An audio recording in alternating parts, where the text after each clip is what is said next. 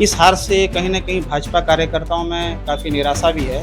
तो क्या पार्टी नेतृत्व इस हार की ज़िम्मेदारी लेगी? नहीं, निराशा इसलिए निराशा तो रहेगी। हम लोग ने क्योंकि पूरे आप जो जैसे बोले कि तैयारी पूरी तैयारी थी। आने वाले चुनाव में भाजपा की अपनी रणनीति बदलेगी या फिर पार्टी को ऐसा लगता है कि सब कुछ ठीक चल रहा है? नहीं, जहाँ तक मेरा मानना सब ठीक चल रहा है। ठीक भी चल रहा है, आगे भी ठीक चलेगा। हमारे पार्षद हैं। क्या ये चुनाव को भाजपा ने हल्के में लिया या फिर कांग्रेस ने ऐसी रणनीति बनाई है कि आप लोग संभल नहीं पाए? नहीं, कांग्रेस रणनीति थी ही नहीं। कांग्रेस रणनीति बनती तो वो तो बनती। कांग्रेस के पास तो गिने-चुने मुश्किल से 4 पार्षद हैं। देवभोग नगर पंचायत के चुनाव में भाजपा को बड़ा झटका लगा है।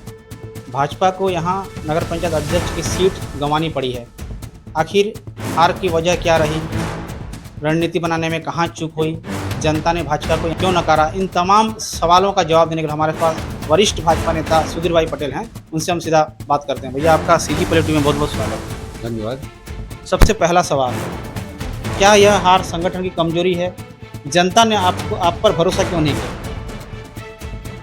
ये अब संगठन कमजोर नहीं है। संगठन तो पूरी ईमानदारी के साथ, पूरी ताकत के साथ हमने यहाँ पर चुनाव प्रचार भी किया और हमारी भारतीय जनता पार्टी सरकार के प्रति बताया।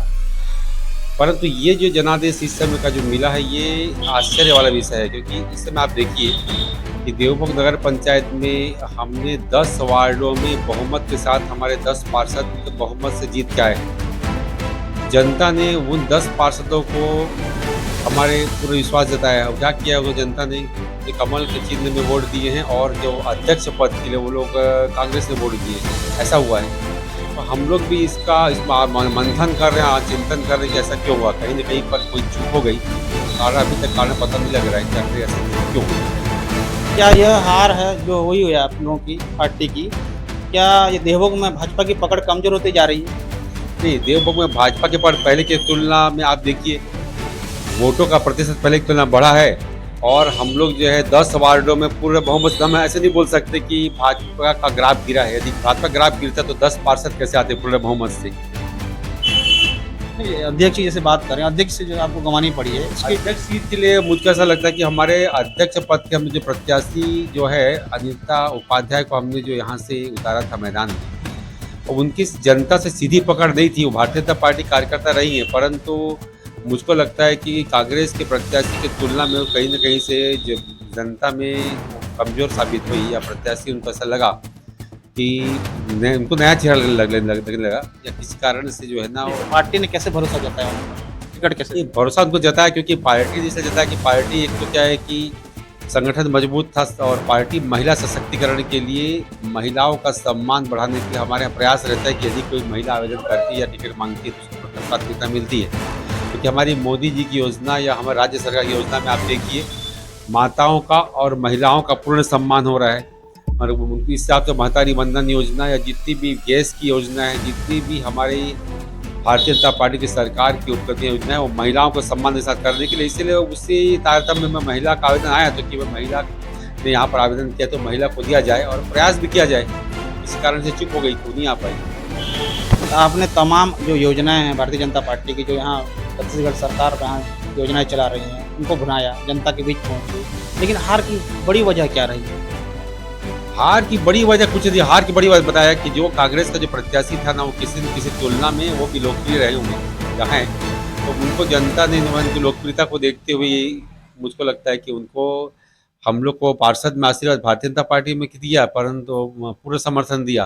परंतु जहाँ अध्यक्ष प्रत्याशी की बात आई तो वही वोटर जो है ना, पार्षद के लिए कमल के चिन्ह में भाजपा को समर्थन दिया, तो वही वोटर जो है ना, दूसरा वोट जो है ना, वो हमको नहीं देते हुए कांग्रेस के अध्यक्ष पद के प्रत्याशी को दे दिया। ऐसे ही हुआ है अधिकांश जगह पे। क्या ये चुनाव को भाजपा ने हल्के में लिया या फिर कांग्रेस ने ऐसी रणनीति बनाई है कि आप लोग संभल नहीं पाए? नहीं, कांग्रेस रणनीति थी ही नहीं। कांग्रेस रणनीति बनती तो वो तो बनती। कांग्रेस के पास तो गिने चुने मुश्किल से 4 पार्षद हैं। उसमें एक निर्दलीय आया है, हमारे भारतीय जनता पार्टी के 10 पार्षद हैं, बाकी वो 1-2 तो जीत के आए भी हैं, तो वो हमारे प्रत्याशी के मुकाबले बहुत 1 या 2 वोट से जीते हैं। जबकि हमारे यहाँ तो मतों का अंतर ही बहुत अधिक है, और हमारे जो भाजपा के पार्षद हैं, एक वार्ड में अधिक तो 271 या 280 वार्ड क्रमांक 8 में बहादुर भाई कलानी वार्ड में हमारे भाजपा के प्रत्याशी 271-280 वोट से जीते हैं, और अधिकांश जगह में वोटों का प्रतिशत भी ज़्यादा है और बहुत अधिक मतों से जीते हैं। इस हार से कहीं न कहीं भाजपा कार्यकर्ताओं में काफ़ी निराशा भी है। तो क्या पार्टी नेतृत्व इस हार की ज़िम्मेदारी लेगी? नहीं, निराशा इसलिए निराशा तो रहेगी। हम लोग ने क्योंकि पूरे आप जो जैसे बोले कि तैयारी पूरी तैयारी थी। पूरी तैयारी के साथ हमारे पूर्व विधायक भी दोनों ने पूरे प्रचार-प्रसार में कहीं कोई कमी नहीं हुई और हमारे इसका जो है ना लाभ जो है हमारे राज्य शासन की योजना का लाभ भी प्रॉपर देवभोग बस्ती के अंदर में जो नहीं मिला था उसको भी हम बहुत ज़्यादा लाभ भी दिलवाए हम लोग।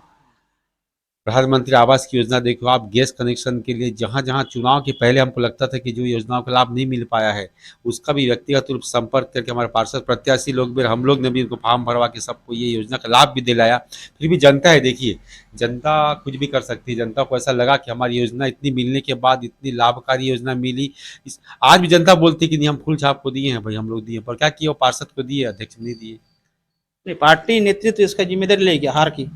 पार्टी नेतृत्व हार की जिम्मेदारी तब क्या है कि हम लोग मंथन भर कर सकते हैं उसमें। जिम्मेदारी तो क्या है कि कोई ऐसा कोई हमारे यहाँ संगठन में था, हम लोग के ऊपर संगठन में आत्मचिंतन करते हैं, समीक्षा होती है और हार कारण भी हम लोग ढूंढते हैं और उसके लिए बिल्कुल जो है ना हम लोग रोज बैठ के आत्मचिंतन कर रहे हैं कि इतनी बड़ी चूक तो नहीं कि भाई आज पार्षद को आप विश्वास व्यक्त कर 10 पार्षद को बहुमत से दिलाए और उसके बाद अध्यक्ष पद को आप वोट नहीं दिए, तो वो कारण क्या है। तो कहीं ना कहीं से ही लगा कि प्रत्याशी को लोग पसंद नहीं किए होंगे, ऐसा हो सकता है। आने वाले चुनाव में भाजपा की अपनी रणनीति बदलेगी या फिर पार्टी को ऐसा लगता है कि सब कुछ ठीक चल रहा है? नहीं, जहाँ तक मेरा मानना सब ठीक चल रहा है, ठीक भी चल रहा है, आगे भी ठीक चलेगा। हमारे पार्षद हैं, आज बहुमत के आधार पर उपाध्यक्ष भी हमारा होगा, सरकार भी हमारी है, हमारी योजना का लाभ हम लोग उनको दिलाएंगे सबको और लेकिन देखिए और ताकत से हम अपनी ताकत झोंक देंगे। इतनी ताकत हमको लग रहा था और ताकत झोंक के हम लोग संगठन को और मजबूत करेंगे और नगर पंचायत में भी कहीं न कहीं से हमारे आम मतदाताओं को या नागरिक लोग को लगेगा कि भाई हमारा फैसला जो है ना गलत था, ऐसा लगेगा उनको। हम लोग इतने ज़्यादा काम करके दिखाएंगे। भाजपा की इस हार ने कहीं न कहीं कई सवाल खड़े कर दिए हैं। क्या यह एक अस्थायी झटका है या भाजपा की जो जड़ें हैं देवों में कमज़ोर होती जा रही हैं? अब देखना होगा कि भाजपा आने वाले दिनों में इस हार पर क्या मंथन करती है और अपनी रणनीति में किस तरह की बदलाव करती है। कैमरा पर्सन सकाराम यादव के साथ Aditya Behera, CG public TV, Devbhog.